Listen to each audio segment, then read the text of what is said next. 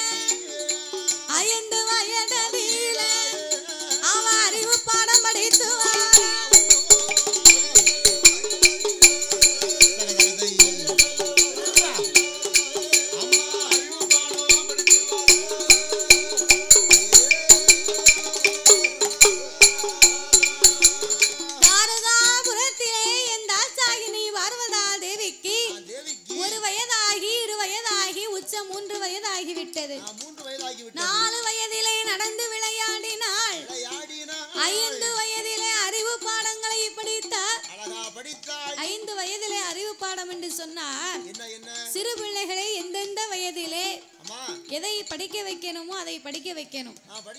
அதை தவறி விட்டதையானா 5 விளையாதது 50 விளையாது. சிறு பிள்ளையிலே நம்ம எதை சொல்லி கொடுக்கிறோமோ கடைசி வரைக்கும் அந்த பிள்ளைங்க அதைத்தான் நினைத்து கொண்டே இருக்கும். விளையக்கூடிய பயிர் முளையிலே தெரியும்னு சொல்லியிருக்கான். பிறகு விதைக்கு ஆகக்கூடிய காய் பிஞ்சிலே தெரியும். அப்ப படிக்கக்கூடிய பிள்ளை சின்ன வயசுல தெரியும். பிறகு விதைக்கு ஆகக்கூடிய காய் பிஞ்சிலே தெரியும்னா ஒரு சுரக்காய் இருக்கு. சரி, அந்த காயை விதைக்கு ஒதுக்கணும்னா என்னையும் அந்த காய் ஓடி வளர்ந்துருக்கும். சரிதானே? அதுல போட்டுதான் இருக்கும். ஆமா.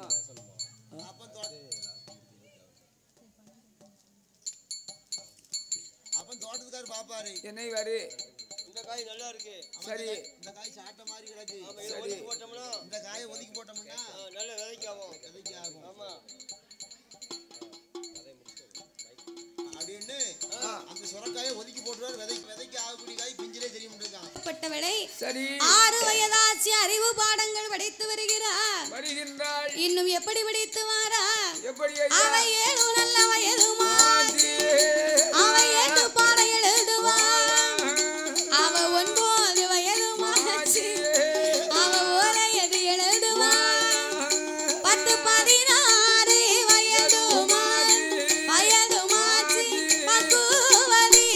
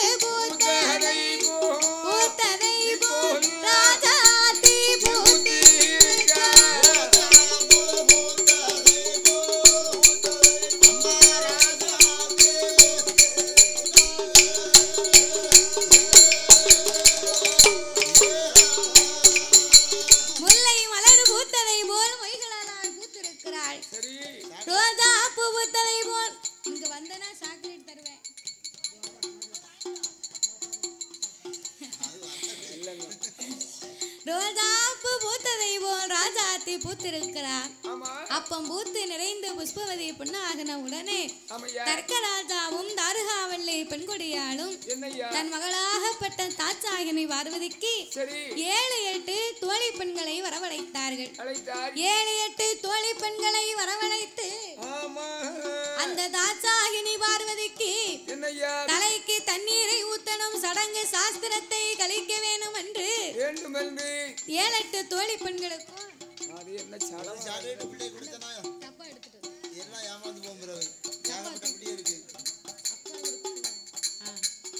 அப்ப 7-8 தோழி பெண்களை வரவழைத்து பிள்ளைக்காகவே தண்ணீரை கொண்டு வர சொன்னார்கள்.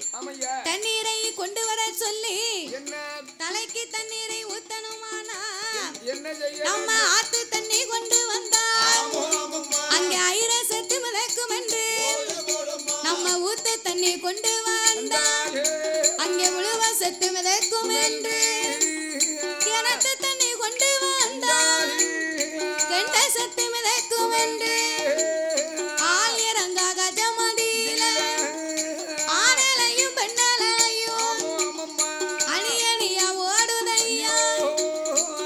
ஆனலையும் பெண்ணலையும் அணி அணியாகவே ஓட கண்டு ஆள் இறங்காத கஜத்துல அலையிலையும் ஆணலை பெண்ணலைன்னு 2 அலை இருக்கு. அப்ப ஆணலை பெண்ணலைன்னு 2 அலை இருக்கு. அதாவது ஆணலைன்னு சொன்னா எங்க தாத்தா இருக்காரு பாருங்க, எங்க தாத்தாவை குளிக்க சொல்லி தாத்தாவை நல்லா திருச்செந்தூர் கூட்டு போய் குச்சாலத்துக்கு கூட்டு போய் தாத்தாவுக்கு ஒரு நேர்த்தி கடன் செய்யணும்னு கூட்டு போனேன். பிறவே கூட்டு போகணும்னு சொல்லி முதலாவது குச்சாலத்துக்கு போய் குளிச்சுட்டு வந்துருவோம். ஆமா அப்படின்னு குச்சாலத்துக்கு போய் தாத்தாவை அருவியில நல்லா குளிக்க சொன்னேன். தாத்தா அருவி கிட்டத்திலே போக மாட்டேன்ட்டாரு. அறிவு இருக்கு, அருவியில குளிக்க பயமா இருக்கான். பிறவே ஏன்னா தட தட தட தடன்னு விழுது பாரு, டைய போயிருமோ. அவர் வாரத்துக்கு ஒருக்கா டை அடிக்காரு, அதுவும் பேரக்கூடாது பாருங்க. இப்படி பிள்ளைய நமக்கு சப்போர்ட் பண்ணுங்கட்டா அது எதுப்பா பேசுத? அது எங்க அப்பா சொல்லி கொடுத்தது. அப்படியா? சரி. அப்ப இந்த குற்றாலத்துல அருவியில குளிக்க சொன்னா தாத்தா குளிக்க மாட்டோம்ட்டாரு. இந்த ஓரமா வாய்க்கால ஓரிக்கிட்டு இருக்கும் பாருங்க தண்ணி, எல்லாரும் குளிச்சுட்டு விடுவாங்க பாத்தியா, அந்த தண்ணியில போய் ஒரு முக்கு முங்கிட்டு வந்தாரு. உனக்கு என்ன தெரியும்? சரி பரவாயில்ல, அந்த தண்ணியில என்னமெல்லாம் சேர்ந்து வரும் தெரியுமா? அப்பா அந்த தண்ணியில குளிச்சா நமக்கு கோடி புண்ணியம். ஆமா, ரஜி soap, Cinthol soap, Sunsilk shampoo, Clinic Plus shampoo, ஹெடன் சோப்பு ஷாம்பு, சீயக்கா அனைத்தும் கலந்து வருது. உப்பு தண்ணி ஜல்லி வரும். அப்ப இந்த வாய்க்கால்ல உட்கார்ந்து தாத்தா குளிச்சுட்டு வந்தாரு. சரி குத்தாலத்துலதான் இவர் நல்லா குளிக்கல, இவரை திருச்செந்தூர் கூட்டு போகணும்னு சொல்லி திருச்செந்தூருக்கு கூட்டிட்டு போனா தாத்தா அலை கடலை பார்த்தேன்னு அவருக்கு ரொம்ப ஆசை. குத்தாலத்து அருவியில தான் குளிக்க மாட்டோம்னாரு. அப்ப கடலை பார்த்த உடனே கடல்ல நம்ம நல்லா நீச்சல் அடிச்சு குளிக்கலாம் அப்படின்னு கடல்ல குளிக்கணும்னு தாத்தாவை முன்னால விட்டுட்டு நான் தாத்தாவை முன்னால நின்னு பார்த்துக்கிட்டு பார்த்து பதனமா குளியும் அப்படின்னு கூட்டு போனா, ஆமா பிறகு தாத்தா நின்னு கடல்ல நின்னு குளிச்சுக்கிட்டே நிக்காரு. அப்ப குளிக்கும் போது முதல்ல ஒரு சின்ன ஒரு அலை வந்துச்சு. சின்ன அலை வந்துச்சு, அது வந்து ஒரு ஆம்பளை அலை. ஆமா, அந்த ஆணலை தாத்தாவும் ஒண்ணுமே செய்யல, அமைதியா வந்துச்சு. தாத்தா குளிச்சாரு, நீராடினாரு, மறுபடியும் கரைக்கு வந்துட்டாரு. அது கூட்டு போச்சு, மறு கொண்டாந்து விட்டுட்டு அந்த ஆணலை மறுபடியும் தாத்தா குளிக்க போறோம்னு உள்ள போனார்ல. சரி குளிச்சுட்டு வாரோம் அப்படின்னு சொன்ன உடனே நான் தாத்தாவை பின்னால விட்டுட்டு முன்னால நிக்க, மறுபடி ஒரு பெரிய அலை வந்துச்சு. அதான் பொம்பளை அலை. அந்த பொம்பளை அலை வந்து தாத்தாவை ஒரு குட்டுப்பு கொடுத்துச்சு பாருங்க, கடற்குள்ள தூக்கி கொண்டு போயிடுது. அதே கொண்டாந்து விட்டுட்டு லாய்க்கு இல்ல வேற ஒரு அலை வந்துச்சு. அந்த மாதிரி கடற்கரையில் கொண்டாந்து குப்பரை தள்ளிச்சு. வேட்டியே காணும். நல்ல வேலை வேட்டியே காங்கல, வேட்டி கடலுக்குள்ள போயிடுச்சு. அப்ப இந்த அலை ஆணலை பெண்ணலைன்னு ரெண்டு அலை இருக்கு. இந்த ஆணலை வந்து அமைதியா வருமா இருக்கிறதுலே பெரிய இந்த பொம்பளை அலை தான் பாத்துக்கோ. அதேதான் அன்னைக்கு என்ன கூட்டிட்டு போனா இந்த குப்பரை தள்ளிச்சு இந்த வேட்டி துணி இல்லாம வந்தோம்னா இந்த மாதிரி கோயிலை பார்த்து ஓடியாந்துட்டா பேத்தி அன்னையில இருந்து பிறகு எங்கேயுமே குளிக்க மாட்டார். ஆமா குளிக்க மாட்டேன் இவர் குளிக்க கூட்டு போக மாட்டேன். சரி அதனால இந்த அலையிலையுமே ஆணலை பெண்ணலைன்னு ரெண்டு அலை உண்டா. சரி அப்போ ஆள் இறங்காத கஜத்திலே யாருடைய கையும் காலும் படாத இடத்திலே தாட்சாகினி பார்வதிக்காக பெண்ணலையில் தன்னை கொண்டு வந்து மகளுக்கு பெருமையாகவே ஊற்றி தலைக்கு தண்ணீரை ஊத்தி சடங்கு சாஸ்திரத்தை கழித்தார்கள். சடங்கு சாஸ்திரத்தை கழித்த போது தாட்சாகினி பார்வதி இருக்கக்கூடிய அழக பார்த்தா ஏ அப்பா அதான் சொல்லுவாங்க சாமிக்கிறது விளைஞ்சா தெரியுமா பொட்ட புள்ள சமஞ்சா தெரியும்னு சொல்லுவாங்க. ஏன்னா பெண் பிள்ளைகள் இருக்க இருக்க அழகிலே சிறந்தவளாக என் பார்வதா தேவி எப்பேறுபட்ட அழகா இருக்கிறா தெரியுமா. அவ பெண்ணோ காணா பெண்ண அழகி பெண்ணோ காணா பெண்ண அழகி அவ பேடை கொண்ட மயில் அழகி அவ கண்ணோ காணா கண்ணழகி காது மூக்கு வடிவழகி அவ மூக்கழக மொழியழகா அவ முகத்தினோட திருவழகா அவ செக்க நல்ல சிவப்பழகி செந்தூர பொட்டழகி அவ செந்தூர பொட்டழகி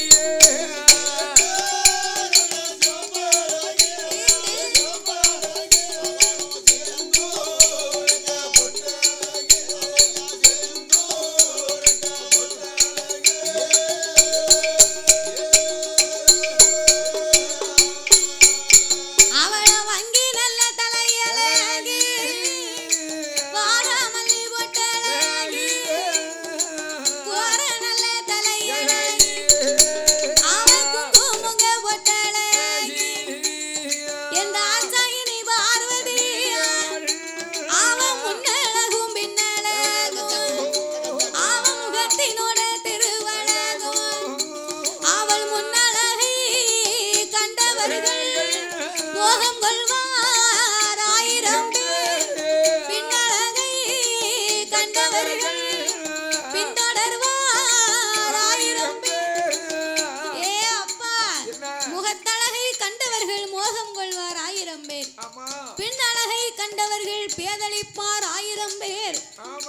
அப்பேற்பட்ட அழகா இருக்கும் தாட்சாகினி பார்வதியே இந்த பார்வதிக்கு சடங்கு வச்சாங்கல்ல சடங்குக்கு வந்தவங்க அத்தனை பேரும் 56 தேசத்து அரசர்களும் அவங்கவங்க அரச குமாரனுக்கு பெண்ணு கேட்காங்க. இருக்குது ஒரு பொண்ணு யாருக்கெல்லாம் கட்டி கொடுக்க ஒரு ஆளுக்கு தான் கொடுக்கணும் அப்படின்னு தர்க்கராசா கல்யாண மண்டபத்தில் அமர்ந்து கொண்டு கண்ணீரை வடிக்கார். அப்ப மந்திரி பார்த்தா ஏ மன்னா ஏன் நீங்க இப்படி கவலைப்படுறீங்க என்ன ஆச்சு. ஒரு நாளும் கவலைப்படாதாலே என்னை கவலைப்படுதிய ஏ மந்திரி அவனிகட 56 தேசத்து மன்னரும் சரி இளவரசன் இருக்கான் 56 தேசத்துல இளவரசர்கள் இருக்காங்க. சரி நான் ஒத்த பொண்ணை பெற்று வச்சிருக்கேன். சரிதான் எல்லாரும் வந்து மொத்தமா பொண்ணு கேட்பானே. ஆமா நான் யாருக்குன்னு இந்த பொண்ணை ஒருத்தருக்கு கொடுத்து ஒருத்தருக்கு கொடுக்கலன்னா சடவா போயிருமே. அவன் உடனே போர்ந்து கொடுப்பானே. பிறகு இப்பமும் கொடுப்பான் சித்தப்பா மகனும் பெரியப்பா மகனும் கல்யாணம் பண்ணணும்னா பெண்ணும் கேட்டிருப்பாங்க. பெண்ணும் கேட்டிருப்பாங்க இந்த வீட்டுல கொடுத்திருக்க மாட்டாங்க. ஏன்னா இந்த பையன் கொஞ்சம் படிச்சிருக்கும் இந்த பையன் கொஞ்சம் நல்ல முக சாடையா இருக்கும். ஆமா அதனால பெரியப்பா மகனுக்கு இந்த பிள்ளைய கட்டி கொடுத்துருக்கும் பாத்துக்கோ. இந்த சித்தப்பா மகன் என்ன செய்வான் நம்ம பொண்ணு கேட்டு இவன் தரல அப்படி எந்த மாந்திரவாதியாவது பார்த்து வாழ விடாம என்ன இருக்கோ அதுக்குரிய வேலையை பார்த்து விட்டுருவான். காலம் அப்படி இருக்குல்ல அதனால நான் ஒரு பெண்ணை வச்சு நான் யாருக்கெல்லாம் தாலி கட்டி கொடுப்பேன் அப்படின்னு கண்ணீரை வடிச்ச உடனே அப்ப மந்திரி சொன்னா சீதையை மணமுடிக்க ஸ்ரீராமன் வந்தத மாதிரி தாட்சாகினி பார்வதியை மணமுடிக்க ஒரு மாப்பிள்ளை வராமையா போயிருவாரு. அதனால நான் சொல்லுவதை கேளுங்க. ஒரு அறிக்கை ஓலை எழுதுங்க. 56 தேசத்து அரசர்களே, வீராதி வீரர்களே, வீர மார்த்தாண்ட சூரர்களே, என் மகளாகப்பட்ட பார்வதிக்கு சுயம்பரம் நடக்க இருப்பதனால என் மகளை திருமணம் செய்ய கொள்ள வேணும் என்று ஆசைப்பட்டவங்க அரசகுமாரர்கள் மட்டும், அந்நியரு கிடையாது. யாராக இருந்தாலும் அரண்மனைக்கு வாங்க. என் பார்வதாதேவி மாலையை கையால சுழட்டி எறிவார். சுழட்டி எறிந்த மாலை யார் கழுத்துல விழுதோ அவதான் எனக்கு மருமக, என் பிள்ளைக்கு மாப்பிள்ளை அப்படின்னு அறிக்கை ஓலை அனுப்பி 56 தேசத்துக்கும் கொடுத்து விட்டார். அப்ப 56 தேசத்துக்கும் கொடுத்து விட நாள் பார்த்து தினம் குறித்து நல்ல நாட்களை எதிர்பார்த்தார்கள். முகூர்த்த ஓலையை குறித்து புஷ்பக்காரருக்கு அட்வான்ஸ் கொடுத்து, பூவுக்குத்தான் முதலால அட்வான்ஸ் கொடுப்பாங்க. அதுக்கு பிறகு தட்டாரை வரவழைத்து தாலி செய்ய சொன்னார்கள். பந்தலை போட்டார்கள். சொந்த பந்தங்களுக்கெல்லாம் அறிக்கை கொடுக்க பார்வதிக்கு குறித்த முகூர்த்த தினத்த அன்னைக்கு ஏ அப்பா அரண்மனையில பந்தல் அலங்காரத்தை பார்த்தா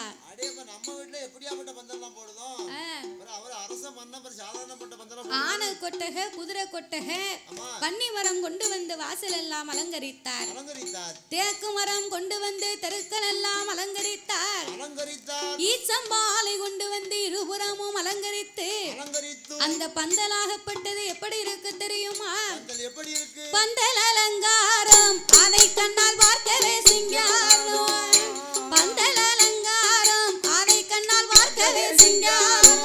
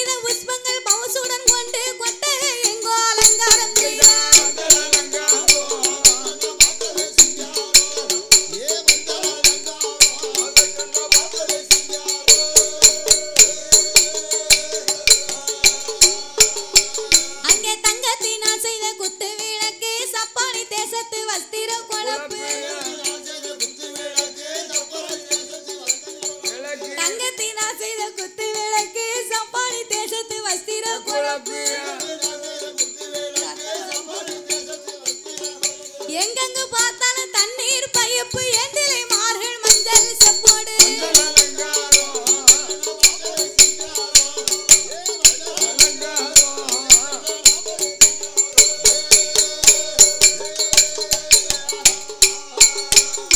அங்கே பாக்கு மரம் கொண்டு வந்து பந்தலெல்லாம் அலங்கரித்தார். ஈச்சம் வாழை கொண்டு வந்து இருபுறம் அலங்கரித்தார். வாழை மரம் கொண்டு வந்து பந்தல் வாசல் எல்லாம் அலங்கரித்தார்.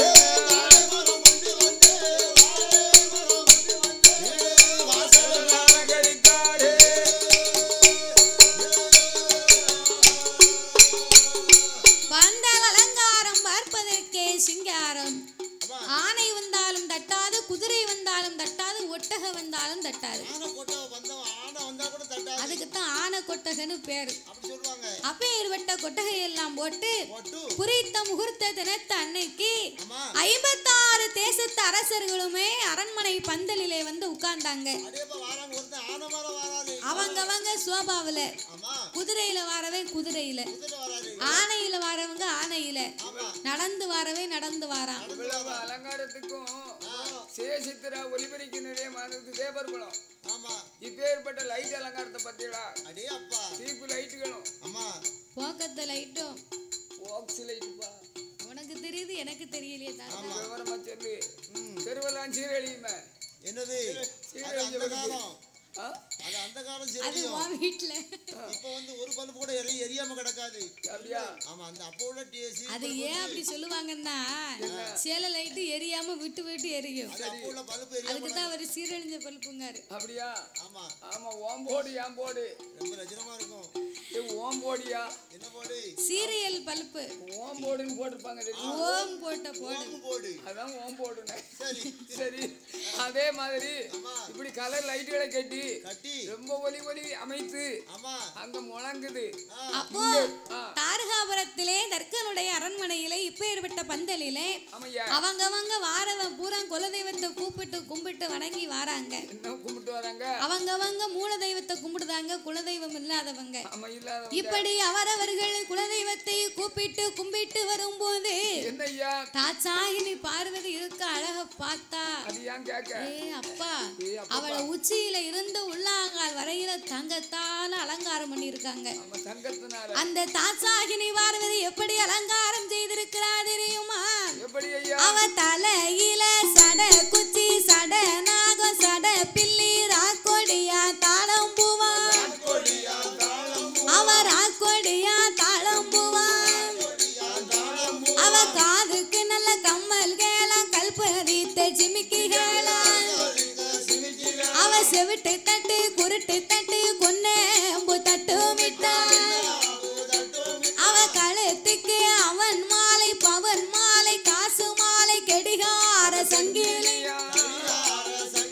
அவ கச்சப்பர மாலைகளா அவ அலங்கார தாயத்துடன் அவ கையதிலே அவள் காப்பு பவல் காப்பு தோல் காப்பு தொந்தி காப்பு பட்டேன காப்பு மிட்டான் அவ மோட்டா நல்ல வளையலிட்டான் 5 நல்ல விரலதற்கு 5 மோதிரமா அவ 10 நல்ல விரலதற்கு பவன் பதித்த மோதிரமா அவ காலில் மிஞ்சி பிஞ்சி முந்தாங்கி பிந்தாங்கி அவ கட்டுவமா பூடிகளா பூரி கிழங்கெல்லாம் விடியா காலம் கொடுப்பாங்க. நான் கட்டுவோம் பூடி நீ பூதியில நிக்க அந்த பூரி இல்ல பூரி உன் வீட்டுக்காரி போட்டு தருவா. அவ போட்டா ஒண்ணுக்கு ஆகாது. என் குழந்தையா முந்தா நாள் வந்திருந்தா சரி அவ பூரி போட்டா பாருங்க எப்படி இருந்துச்சு. அப்படி ஒரு டேஸ்ட். அதான் நித்தங்கண்ட கோழி நிறம் கம்மி தூரத்து பச்சை கண்ணுக்கு குளுமையா இருக்குமா. அம்மா ஊரா வீட்டு நெய்ய என் பொண்டாட்டி கைய என்னன்னா என் வீட்டுக்காரி எப்போதும் பக்கத்துல இருக்கா. என் குழந்தையா மாசத்துக்கு ஒரு வாட்டி வருஷத்துக்கு ஒரு வாட்டி வாரா. அப்படிங்கும்போது அவளை பார்க்கும்போது சரி கண்ணு கொஞ்சம் குளிர்ந்தார இருக்கு. அப்படியா? அப்போ ஆச்சி நீ டைவர்ஸ் பண்ண வேண்டியதானே? ஆச்சி டைவர்ஸ் பண்ண முடியாது. அவ பெர்மனன்ட் ஆயிட்டா. சரி ஆமா அவளை நீ ஏன் வச்சிருக்கனா தினமும் உனக்கு சோறு வாங்கி போடணும் பாத்தியா? அதுக்கு சமையல் பிள்ளை மாதிரி வச்சிருக்கேன். உனக்கு பாயாசம் வச்சிட வேண்டியதா? நீ பேச பேச்சு உனக்கு பாயாசத்தை போட்டாதான் சரியா இருக்கு. சரி காலையில சாப்பாடு சாப்பிட முடியாது. என் வீட்டுக்காரி காலையில 2 இட்லி வச்சு தருவா. சரி மதியானம் நல்ல சாப்பாடு பொங்கி தருவா. சரி சாயந்தரம் சப்பாத்தி போட்டு கொடுப்பா. சரிதானே? எத்தனை? ஆமா இவ்வளவு சாப்பிட்டு போட்டு கொள்ளையா பார்க்க போறீரு. ஆமா இவர் 1000 கால கொண்டு வார வேண்டாம். அடியாவது வீட்டுல இருக்க கூடாது. விளக்குமாரியா? விளக்குமாரா? பிறகு அது வீட்டுல இருக்க கூடாது. உங்க போடாது. அப்படியா? சரி சரி கட்டுவமா பூடிகளா அவ இழுத்து சங்கிலி மாட்டினா அவ இஸ்கோலானி பூட்டினா அவ இத்தால பலி கொத்து சர பலி ஏத்த சந்தன காப்பு அவ இடுப்பில் ஒட்டிய சிகப்பு இது யாரு செய்த வேலை? மதுரை தட்டார் செய்த வேலை. இது மதுரை ரத்தின முதுக்க வேலை மாறாது சொல்லு மீளாது. இது யார் செய்த வேலை?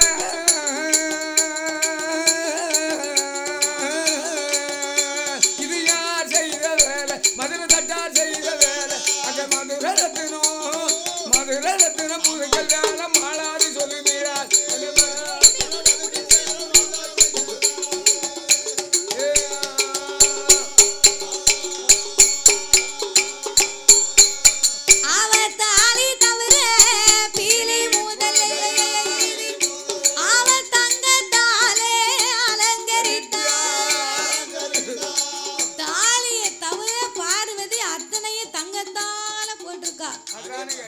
நம்மள மாதிரி கவரிங்க போடுவா. அதாவது அந்த காலம் ஒரு கிராம் தங்கம் வந்து 7 ரூபாய்க்கு வித்துருக்கு. அந்த காலம் 7 ரூபா. ஆமா ஒரு கிராம். ஆமா இப்ப எவ்வளவு விக்கி? 8100 ரூபா ஒரு கிராம் போ. ஆமா வர கூடி போச்சு போ. 7100 தான் இருந்துச்சு. இப்ப செய்குலி சேதாரம் எல்லாம் சேர்த்தா வந்துரும் பாத்துக்கோ. அப்படியே இப்படி விலை விக்க தங்கத்துக்கு நாங்க எங்க போட்டோம்? அதானே தங்கத்துக்கு கோயிலுக்கு அவரிங்க தான் போட வேண்டியிருக்கு. வேற என்ன செய்ய முடியும்? அதனால என் தாச்சாகினி பார்வதி இப்படி தங்கத்தினால் அலங்காரம் செய்து கொண்டு அவள மணவட பந்தலில கூட்டி கொண்டு வாராங்க. அவ பார்வதிய பார்த்தா பல பல பல பலன்னு மின்னுதா. அவ கட்டிருக்காளே சேலை தங்க சரிக பட்டு சேலை. பிறகு அப்பேறுபட்ட தங்க சரிக பட்டு சேலையை கட்டி கொண்டு பார்வதியை மணவட பந்தலிலே விட்டார். அப்போ இந்த தர்க்கமுடி ராஜமன்னன் மலர் மாலையை கொண்டு வந்து பார்வதி கையிலே கொடுக்க இந்த பந்தலில உட்கார்ந்து இருக்கான் பாருங்க. குட்டையனை தூக்கி நெட்டை அமுக்குதா, நெட்டையனை தூக்கி குட்டையை அமுக்குதா. பொண்ணு கிடைச்சிருமான்னு பாக்கா. இந்த பந்தல்ல இருக்கு பாரு ஊசி, அந்த குண்டு ஊசியை கலத்தி அவன் பிட்டியில குத்துதான். தென்னை வரிச்சு கட்டுறது ஏகப்பட்ட வரிச்சு. சரி அதை எடுத்து முதல்ல அப்படி கட்டிருக்கான் உயரமா. அந்த மாலை அந்த மாலை விழுந்தா பார்வதி நமக்குத்தானே. அதான் பெண் ஆசைன்னு இருக்காங்க. அப்போ கூட்டத்துல உள்ளவங்க இப்படி எல்லாம் முன்னமா கொக்கு மாதிரி நார மாதிரி தலையை தூக்குதாங்க.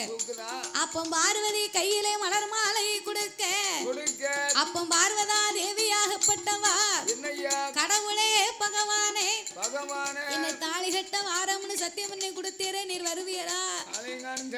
பார்வதிக்கு கொடுத்த சத்தியத்தை காப்பாத்த பகவானை வரவேணும் என்று சொல்லி ஆதி சக்தியானவ அழுது புலம்ப அப்போ பார்த்தார் ஆண்டவனாகிய பகவான். ஐயோ இன்னைக்கு தானே பார்வதிக்கு சுயம்பரம் நம்ம இன்னும் பெறப்படவே இல்லையே அப்படின்னு ஆண்டவே நம்ம இப்படியே மாப்பிள்ளையா போனா உள்ள விட மாட்டாங்க. ஏன்னா அரசர்களுக்கு மட்டும்தான் உள்ள இடம், அந்நியர்களுக்கு கிடையாது. அது போக அந்நியர்களோட சாப்பாடு போட்டா சாப்பாடு மிஞ்சிய சாப்பாடு வாங்க பண்டாரத்துக்கும் அதிகம். அதனால நாம இந்த ரூபத்தை விட்டு இறந்து உண்ணும் ஆண்டி போல் வடிவத்தை எடுத்து ஆண்டவன் எப்படி வருகிறார் தெரியுமா? எப்படி? அவரோ 90 10 சென்ற அவரை துவண்டதொரு கிழவனை போல் தன்னான வடிவம் கொண்டு அந்த ஆண்டவன் பகவான் 300 வயது போல முதிர்ந்த கிழவனை போல் காவி நல்ல உடைய நீண்டு கழுத்தில் ருத்திராட்ச மாலை போட்டு அவர் பட்ட நாமம் பழுக்க சாத்தி பகவானந்த சிவபெருமான் ஆலங்காத்தி பொண்ணுக்கு ஒரு பூச்சி உண்டு. ஆலங்காத்தி பொண்ணு தொடவாழ ஏ அப்பா அதுலயும் புண்ணு பரங்கி புண்ணு புண்ணுக்கு 100 பூச்சி இருக்கும். அவர் உடம்பு பூரா நின்ன இடமெல்லாம் பகவானுக்கு நீரா சொரியுது. ஆலங்கா அத்தி புண்ணு தொடவாழ அத்தனையும் பரங்கி புண்ணோட சிவபெருமானுக்கு புண்ணுக்கு ஒவ்வொரு பூச்சி இருக்கும் பாத்துக்க உடம்பு பூரா. அப்படி ஒரு பண்டார மாதிரி வேஷம் போட்டு அரண்மனைக்கு உள்ள வாராரு மந்திரி மாதிரி விட மாட்டுக்காங்க. எப்பா நான் பார்வதி கல்யாணம் முடிக்க வரல, உள்ள ஒரு கோட்டை சமையல் நடக்கு, அதை சாப்பிட்டுட்டு போனா வாரவங்க எனக்கு 15 போடுவாங்க. 15 போட்டு பிரிததுல உங்களுக்கு பேதி உங்களுக்கு பாதி அப்படி சொல்லு. எனக்கு உங்களுக்கு எனக்கு பாதி உங்களுக்கு பேதி. ஆமாமா அவளுக்கு பாதி எங்களுக்கு பேதி. இவங்க பாதி பாதின்னு சொன்னார்ல. மந்தி பேதின்ன உடனே உள்ள விட்டுட்டான். ஆமா பாதின்னு உடனே விட்டுட்டான். ஆமா துட்டுனா தான் போதுமே. ஆமா சில்லற போதும்ல. பிறகு பிச்சைக்காரன்ட்ட இருந்து வாங்குதோம்னா நினைக்கா. அதானே பரவாயில்ல நமக்கு என்னமோ பேர்வாதி கிடக்கு. சரி அப்படின்னு உள்ள விட்டுட்டாங்க. சரிதான். உள்ள விட்ட உடனே ஈசானிய மூலையில எச்சி துப்புது இடத்துல போய் இந்த ஆண்டவே உட்கார்ந்துருக்காரு. ஆமா அப்ப உட்கார்ந்த உடனே என்னய்யா அப்ப இந்த பார்வதி சிவனா நினைச்சு மலர் மாலையை கையிலே எடுத்துக்கொண்டு அவள் ஆண்டவனை மனதில் எண்ணியே அளவில் அவ மாலையத்தான் வாங்குவாளா அவ மாலையை சுழட்டி எரியுவாளா அவ சுழட்டி நல்ல எரிந்த மாலை அது பந்தலத்தான் சுத்துதையா அவ சுத்தி சுத்தி வந்த மாலை ஐயா வந்த மாலை சொக்கங்கலத்திலே தான் விழுகுதையா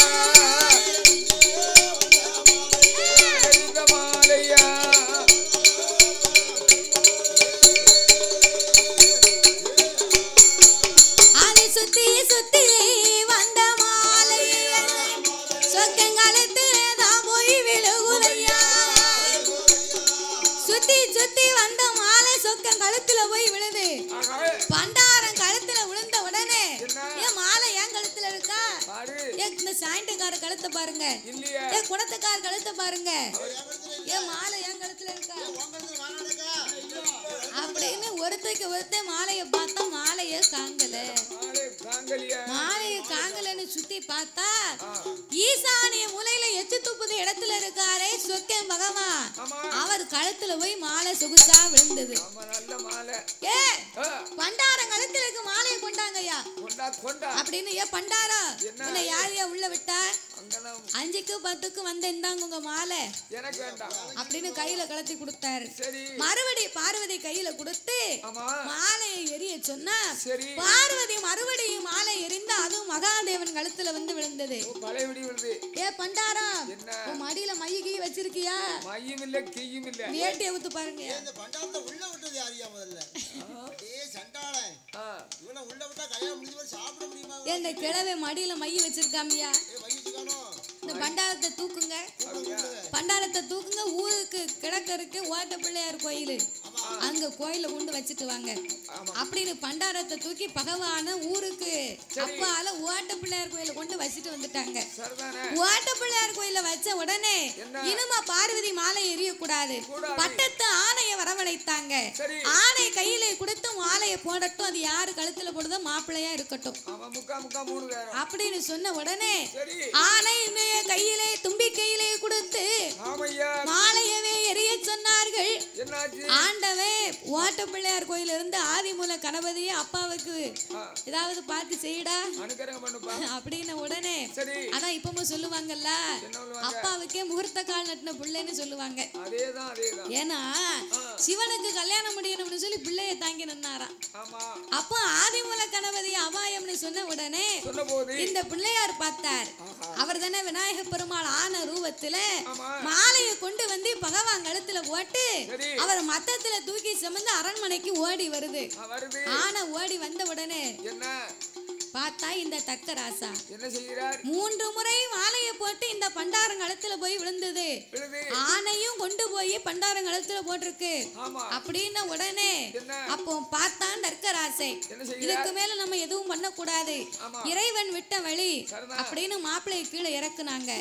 அவரை ஆண்டவனை குளிக்க சொல்லி மாப்பிள்ளைய அலங்காரம் பண்ண பார்வதி கண்ணீரை வடிக்கா. இந்த கிழவனுக்கா நாம குளிச்சதும் அந்த குளிச்சதும் இந்த கிழவனுக்கா, நாம குளிச்சதும் அந்த குளிச்சதும் இந்த கிழவனுக்கா, இந்த ஆண்டு கிழவனுக்கா, ஐயா மாளிகையில நான் வளர்ந்ததும் இந்த கிழவனுக்கு, இந்த மாளிகையில நான் வளர்ந்ததும் இந்த கிழவனுக்கு.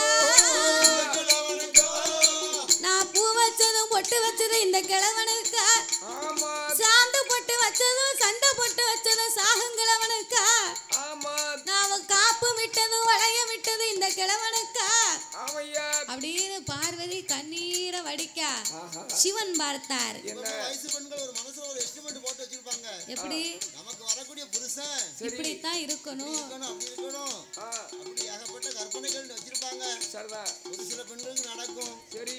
ஒரு சில பெண்களுக்கு கிடைக்காது. ஆமா. நினைச்ச மாதிரி வாழ்க்கை அமைய மாட்டாதுக்கும். அப்ப இந்த பார்வதி வருத்தப்பட்ட உடனே பகவானாகப்பட்டவர் பார்வதிக்கு மட்டுமே காட்சி கொடுத்தார். பார்வதிக்கு காட்சி கொடுக்க அவ்வளவு நேரமா பண்டாரம் கிழவன் கூத்தாடின்னு சொன்னவா சிவன் என்று தெரிந்த உடனே எப்பா இந்த கிழவனே நான் கல்யாணம் பண்ணிக்கிறேன், சீக்கிரமா கல்யாணம் ஏற்பாடு பண்ணுங்க அப்படின்னு சொன்ன உடனே கூட்டத்துல இருக்கவங்க பூரா கூக்குற சத்தம் போட்டாங்க.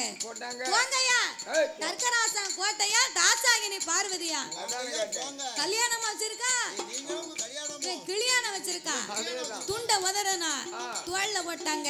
இவன் வீட்டுல கையே நினைக்க கூடாது, வாங்கயா போவோம் அப்படின்னு அவ்வளவு பேர் எந்திரிச்சு போயிட்டாங்க.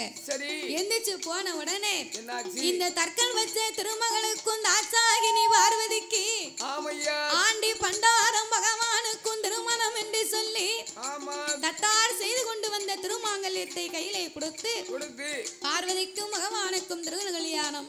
அங்கே அரணை நல்ல அரணை என்று அவர் அரண் வாங்கிலையோ சூட்டுவார்.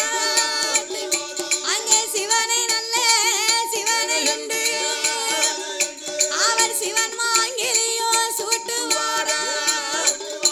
அப்போ சிவன் மாங்கிலையோ சூட்டி எல்லாம் அவர் அக்கினியை வலமை வந்து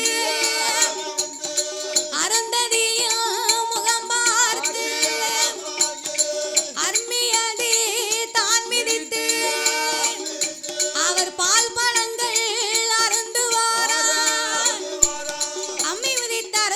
தெய்வம் பார்த்த அக்கினி வலமை வந்து பால் பழங்கள் எல்லாம் சாத்தி மாலை எல்லாம் மாத்தி மணி குலவை போட பகவானும் பார்வதியும் திருமணம் முடிந்து பள்ளி அறையிலே அமர்ந்திருந்தார்கள். அப்ப பள்ளி அறையிலே அமர போகும்போது தர்க்கராசா ஒரு கோட்டை அரிசி வம்பா போகுதேன்னு கண்ணீரை வடிக்க சிவபெருமான் குண்டுவதனை வரவழைத்து குண்டுவதனை வரவழைத்து இந்த 1000 கோட்டை அரிசி சாப்பாடையும் சாப்பிட வைத்தார்கள். சாப்பிட வைக்க 2 பேரையுமே பள்ளி அறைக்கு அனுப்பி வைத்தார்கள். மறுநாள் மாப்பிள்ளை சுருள் கொடுக்கணும்னு சொல்லி கதவை திறந்தா மாப்பிள்ளையும் காங்கல பெண்ணையும் காங்கல. தர்க்கராஜாவுக்கு ஆங்கார கோபம் வந்து இதே ஆண்டவனை நாமல் இருக்காம விடக்கூடாது என்று அந்த தர்க்கனோட கோட்டையில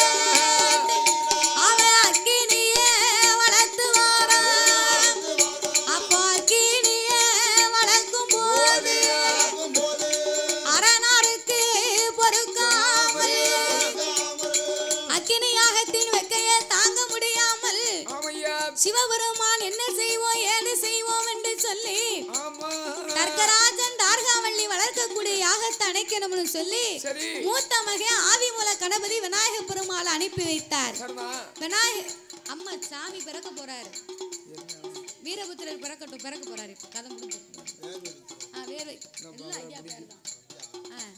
அப்போ இந்த ஆதிமூல கணபதி விநாயக பெருமாளை அனுப்பி வைக்க விநாயக பெருமாளுக்கு பச்சனை பலகாரத்தை மலையா குமிச்சாங்க. தர்க்கராசன் நம்ம பேர பிள்ளைக்கு பண்ட பலகாரம்னா ரொம்ப பிடிக்கும் அப்படின்னு உடனே விநாயக பெருமாள் பலகாரத்தை பார்த்து அவர் ஒரு வாரமா உட்கார்ந்து சாப்பிட ஆரம்பிச்சிட்டாரு. இரண்டாவது வடிவேலவனை அனுப்பினார். வடிவேலவனுக்கு நடனம்னா போதும், தெய்வலோக பெண்களை வரவழைத்து நடனம் ஆட செய்தால் அவன் ஒரு வாரமா போய் உட்கார்ந்துகிட்டான். மூணாவது மகளாகப்பட்ட கலைமகளை அனுப்ப கலைமகளுக்கு புத்தகம்னா போற புத்தகத்தை வலையா குமிச்சாரு. அவ ஒரு ஓரமா போய் அமர்ந்தா. இனி இந்த ஆண்டவனால வெக்கையை தாங்க முடியாது என்று சொல்லி அவர் வேர்வையத்தான் வலிப்பாராய் விமலனந்த சிவபெருமான் அவர் வேர்வையத்தான் தான் வலித்து ஒரு பாறையிலே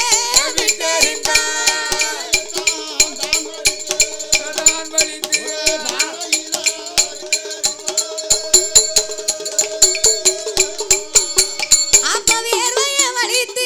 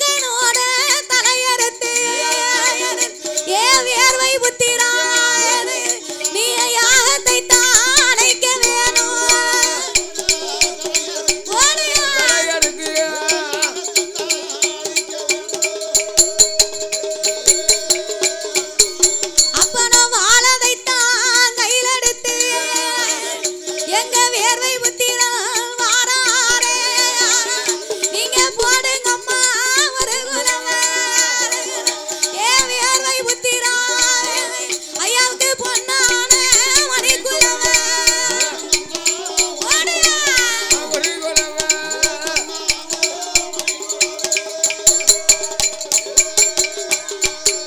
அப்பாடி 16 கரங்கள் எடுத்து எப்ப வாழ வைத்தான் கையில் எடுத்து இப்ப விளையாடி வாராரே அவன் தாருகா புறமதியில அந்த தர்க்கனோட கண்டிப்பாக எல்லாரும் சாரல் டிவி பாருங்கள். சேனல் சப்ஸ்கிரைப் பண்ணிக்கோங்க, கமெண்ட் பண்ணுங்கள், ஷேர் பண்ணுங்கள். சப்ஸ்கிரைப் பண்ணிவிட்டு மறக்காமல் பெல் பட்டனை கிளிக் பண்ணிக்கோங்க.